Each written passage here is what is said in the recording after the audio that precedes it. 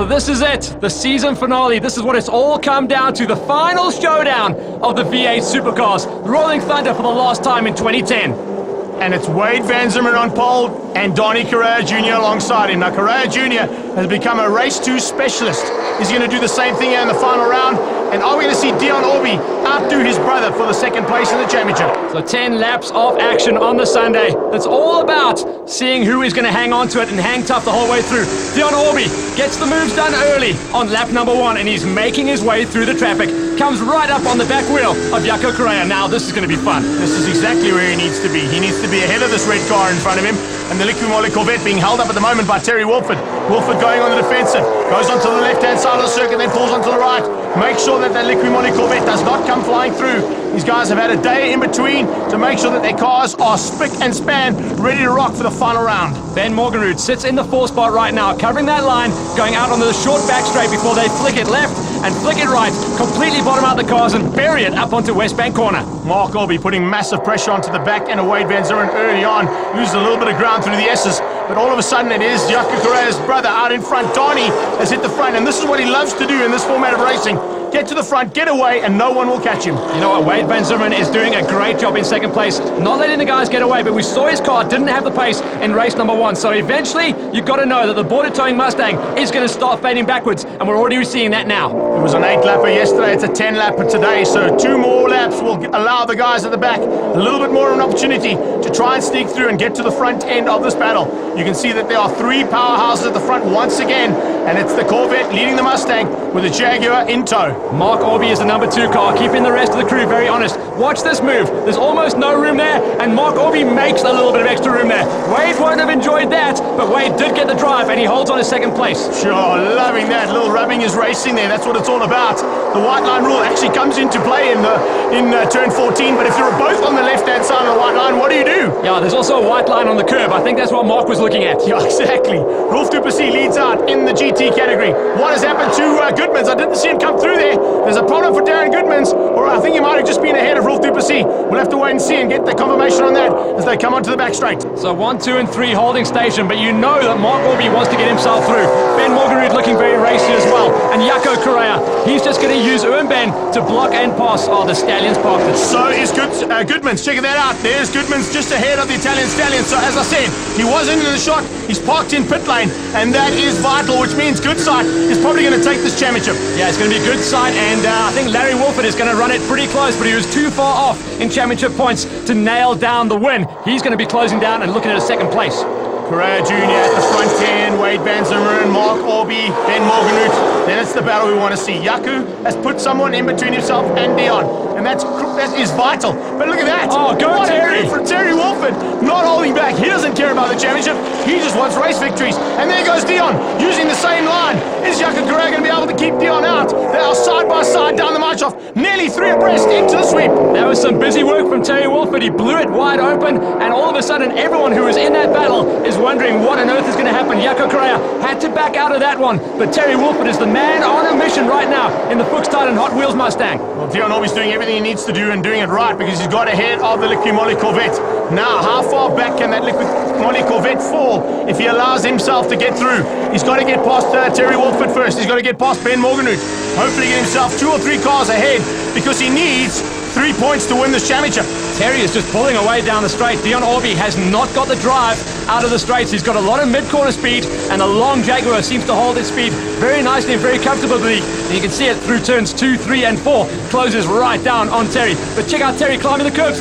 Pitch it sideways. That's not going to hold. Whoa, well held, Dion Orby. That could have ended in tears and the championship nearly thrown down the tubes. And in fact, there it goes. Jaco Correa goes around his outside and gets that position back. So this is mono a mono for this final round. Amazing stuff here in West Bank V8 Supercars. You know what, Terry Wilford's been favouring those curbs and had a deep and meaningful relationship the whole way through the weekend. This time it was breakup. They didn't hold for him. No, it didn't. Definitely didn't hold there for him. He got it completely sideways. And once again, Wilford now at the back end of this field. At the front end, though, Donnie Correa Jr. doing everything right. He's pulled a comfortable 3 or 4 car lengths ahead, but it's now Mark Orby in second. Yeah, with Mark getting through on Wade Van Zimmerman, he has been held up for a little while, but he's had astounding race pace and qualifying pace the whole way through the weekend. It's a new day, it's a new dawn, and V8 Supercars are looking super strong. If Mark can end the season with a win, he's going to be super stoked. Can you believe that Mark Orby's only been in the car twice since he's been back into racing? So there's a possibility of him getting a victory. He has a change up again. Dion Orby's at the front. We didn't get it on camera, but he did manage to get past the Liqui Moly Corvette of Jaco Correa. So things are changing left, right, and center. And there's Jimmy Orby making a big move to try and run the shotgun roll there for his dad. He tried to get the move through the ball and get up the inside there. Terry Wilford has recovered, so he didn't spin it out completely. It was just a big tail-happy moment for the Mustang. You can see just behind, it looks like it's Rolf Duplessis leading the GT class. Holden all over the back of the Corvette now. This is going to be tight between the two of them. Both of them with Chevy engines. As they come across the line, let's see whether or not anything's going to change there between Jimmy Orby and Jaco Correa. No problems at the front for his brother as they go flying through. Rolf Duplessis leads out. Romano Sartori is second. Des Goodside is third. Third place should be good enough. But how far back is Darren Goodmans? He's now 2 laps down. It's good to see that shot of all the GT class all together. And this is what's happening at the front of the pile as Frankie goes back out. And then it looks like it's Vicky Kemp coming back in. So Vicky's had a hard weekend. Yeah, Vixen Racing parking it again. And what a pity for her. But let's see whether or not they can get that car back out. Looks like Terry Wolford has been able to maintain and get back onto the track. There's the battle. First place is Rolf Duplessis. This is Super GT's Claire Val. Then Romano Sartori in second now. And Des Goodside is up to third. Behind him comes Larry Wolford. Fifth place at the moment is Steve Herbst. And behind Steve Herbst is still Darren Goodmans, but he's 2 laps down. But he's in sixth place, so he's still in with a chance of scoring some points. Realistically, as long as Desi keeps it ahead of Larry, things should be nice and tight, and he still should walk away with the win. Nice and tight at the top, though. It is still Donnie Correa Jr., the king of race number 2. But we might have a new king of race number 2, because Mark is closing things down. He is running 0.6 of a second faster every single lap. Come onto the braking markers up at West Bank corner. Looks like Sartori's under pressure from the 2 Mustangs. And the most important Mustang out there is Des Goodside in the yellow one. He is looking for this GT championship. His championship rival is out.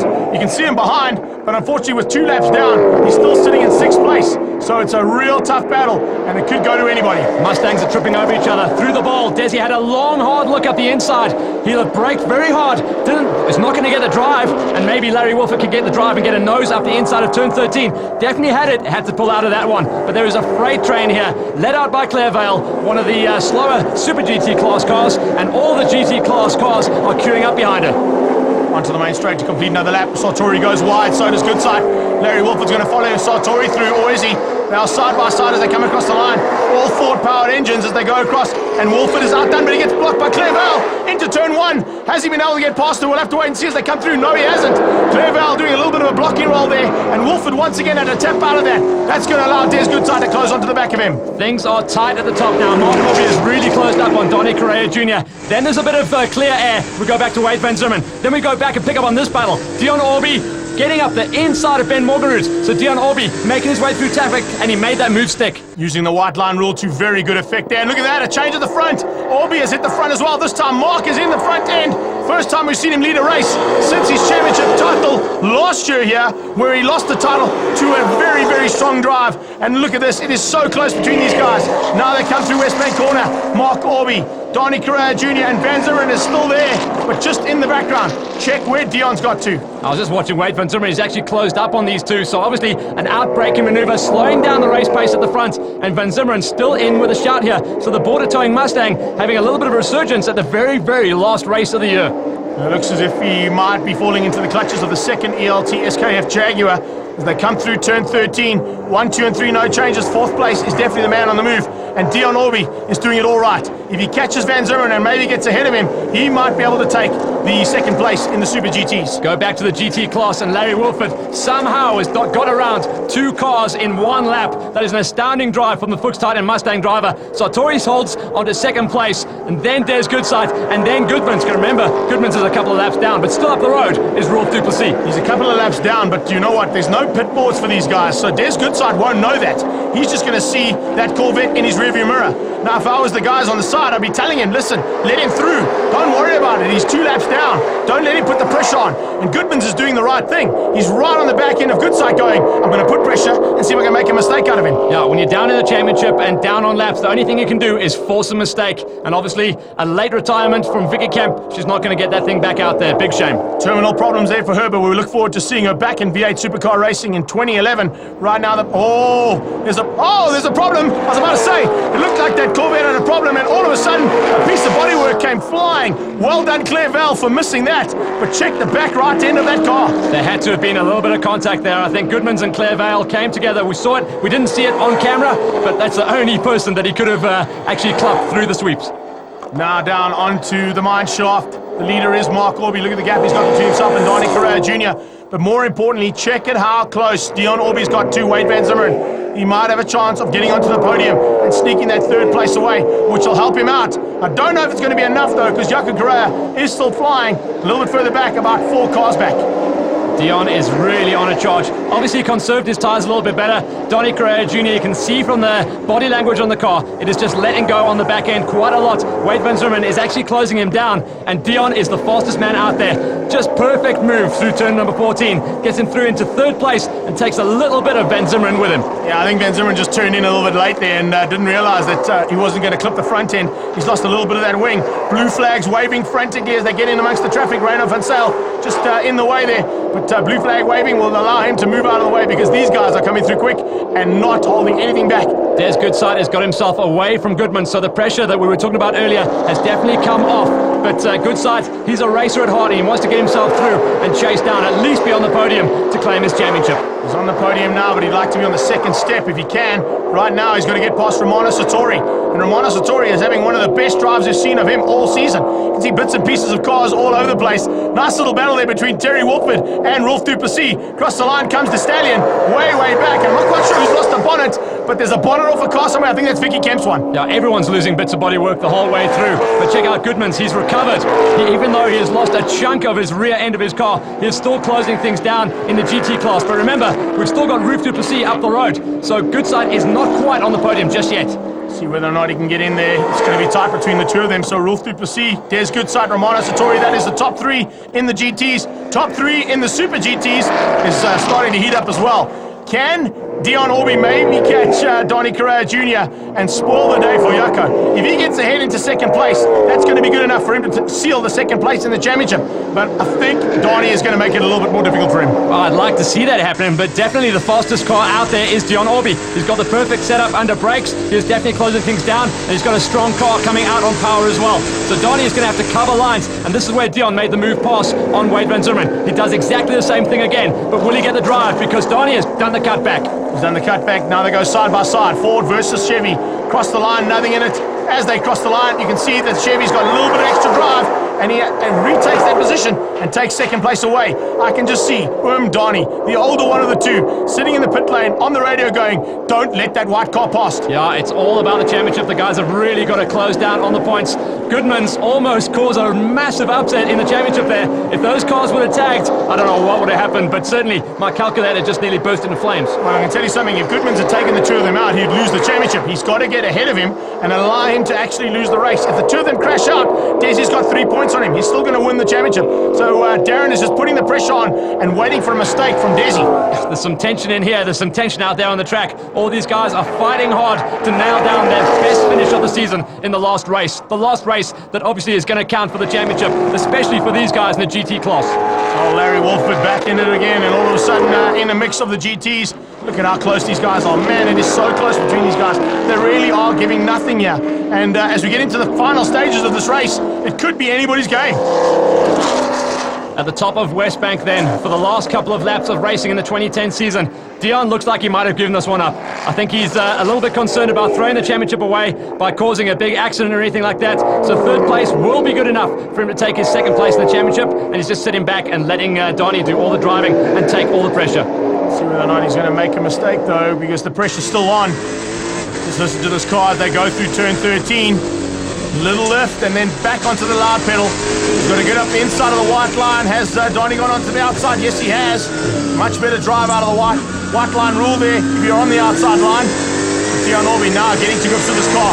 The Goodyear tyres are crying no more. They've really been put to pressure big time here. And here, a little bit further back, the battle for GT Championship. Still up for grabs. Whoa! Des getting it sideways, and so does Goodman's. And Larry Wolford's out of it. Wolford has dropped back. That means that Des Goodside is up to third. That is awesome driving. So we've got Rolf Duplessis. He has checked out off the front. Sartori looking at finishing the season with a second place. And then Des Goodside, the man who came into this leading the championship, he finally gets himself up into a third place podium position. And Goodman's, the man who's pushed him so well through the season with very consistent drives and a couple of wins, he is just piling the pressure on. Yeah, he's in fourth on the road, but remember he's down in sixth place overall because of him being 2 laps down. So he's got to put the pressure on.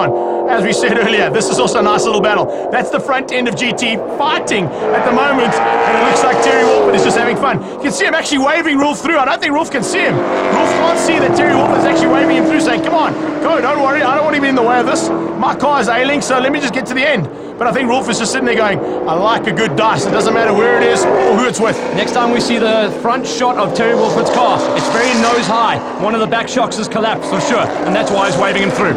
So problems at the front. Whoa, a little bit of problems there for Dion Orby as they come out of Westbank onto the mine shaft. He got it completely sideways, and it looks as if things are really heating up between the two there. Orby and Correa Jr. Ben Morganroot, he's had a very quiet race. Yeah, I know, pretty much made his way through traffic early on, but not able to run the race pace out front. So he's going to bring it home in a top 5, but thankfully no drama, and he'll be quite happy to load up the Ben Morganroot Auto Jaguar at the end of the season like that. Dion Orby into the final corner. Can only be a couple of laps to go now as they come through there. Look at that, Rolf Duplessis on the inside this time. It looks like he might even get a chance. Will he get through? No, not quite. Has a big look there, but Terry Wolford, a little bit of extra power going onto the little straightaway there between the two corners and just maintains that gap between them. Then they come onto the braking markers for the final corner, and Duplessis is sitting there going, come on, Terry. You can make it a little bit easier for me, bud. Yeah, definitely the rear right-hand shock. You can see the front left hand is raised up, but the Super GT power still keeps Terry in the mix, and the GT power of Rolf Duplessis is just going to have to follow him home. 2 Mustangs in the mix. That's quite nice formation flying for them to end the season out. So as they go flying through turn 1 and 2, looking a little bit further back at Ben Morganroot. Ben Morganroot, 4th place on the road. 5th place is still Yaku Correa. Now, if Yaku stays in 5th place, it is enough to keep him in 2nd place of the championship. The front end of his car looks like he's been mowing lawns, so he's definitely been climbing the curbs the whole way through this race to try and get himself up there. But in the second race, unless you make all the passes count in the early running, you don't stand a chance of finishing within the top 5. Out of Goodyear corner, last time it's going to be known as Goodyear, and you can see Darren Goodmans is putting pressure on, but also putting pressure on himself. He ran a little bit wide there, and that could have been very costly. He's actually lost out, and where's Des Goodside's gone? Oh no, he hasn't, there he is. I thought he'd gone, but he's actually just got ahead of Romano Satori.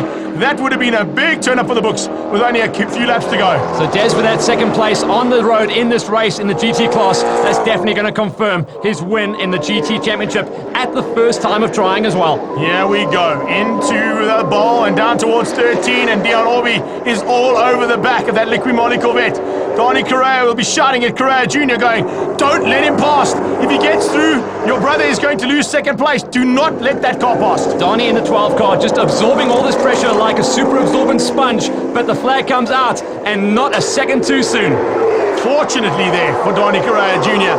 because Dion Orby tried everything he could, but he could not get past the Liqui Moly Corvette there of Donnie Correa Jr., which means Dion Orby is going to finish 3rd in the championship and Yaku Correa will finish up in 2nd. The Super GT versus GT battle in the Mustangs. Terry Wolford versus Rolf Duplessis, and it's going to be Terry in the Fuchs Titan Hot Wheels Mustang that wins out that internal dice.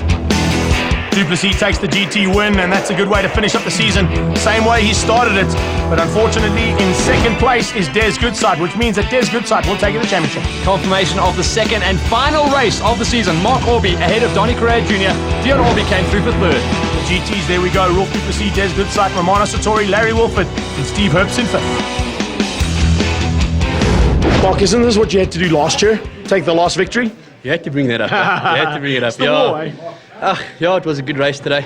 Wish we could have had it last year, but it wasn't meant to be, so we take it when we get it, eh? Are you coming back for more next year, though? I hope so. We should be there next year. And if you're going at this kind of pace, they're going to have to be worried. Yeah, for sure. I had to take one at least on my first race back, but I think it went very well, and hopefully we can do it next year as well if I come back. It's been an epic battle between the two of you all season, but unfortunately he's just pipped you. Yeah, we knew it's going to come down to the wire. obviously their cars are well prepared, and it was an awesome year. You know, we had good racing. They had ups and downs, we had ups and downs, and coming down to the wire was awesome. It was concentrating and thinking about moves, and you know, Donnie rode a good race, well done to him. And yeah, it's been an awesome season. Thanks to all the sponsors. Thanks to Goodyear for being with us for the final race, and we appreciate everything they've done for us in the past, you know. Jakes, it's a family affair from both sides of this, family Orbeez and of course the family Correas, and man, have you guys worked hard, but congratulations, that's now second place in the championship. Yeah, thank you. Well, this weekend we actually expected a better weekend from us. We've been struggling since practice, and but luckily we could finish the race, and Dion just made it, just short at 1 point there, but well done to them for the championship in Brandon and the whole year. And I just want to thank Liqui Moly and Omega, my dad, for an awesome year of racing. Des, has been a great weekend for the Goodside family, and to take the West Bank GT Challenge and of course the championship in the GT category, you must be over the moon. Yes, I am very excited. It's been a hard year for me. I've had quite a few wins, but I've got to give a few thank yous on this interview, and that is for my pit crew, Quinton, Patrick and Hugo, and my wife and the family and the support I have. Without those guys and Gavin Wilkins Racing, he did my engine 4 years ago, and that same motor is still running as strong as it was. I don't think I'm even going to open it next year. It's fantastic. Now we're going to go into a new season and a whole new ball game coming up. The 2011 season, I think, is going to be an interesting one, especially for West Bank V8 Supercars. Definitely so. Our new bodies, we're going to get one next week, and we're going to start fitting the bodies for March, the first race, and I hope to get the car set up and give it stick again from the first race. And going to maintain that #1 plate. I'll try. I'll certainly try and do my best. So this is how the points lined up at the end of the 2010 season. Brandon Orbie was crowned at the penultimate round. Jaco Correa hung tough at the final race to take second place ahead of Dion Orbie. Absolutely nothing in it at the end with the GTs, but Des Goodside wins out ahead of Darren Goodmans. Larry Wolford in third, and Duplessis there in fourth. For the 2010 season review, make sure that you log on to info@digitalforces.co.za and get yourself a box set of the 2010 West Bank Super Series. That's a wrap of the West Bank V8 Supercars. Next up is the Formula Volkswagen, as well as the Interval South African Superbikes.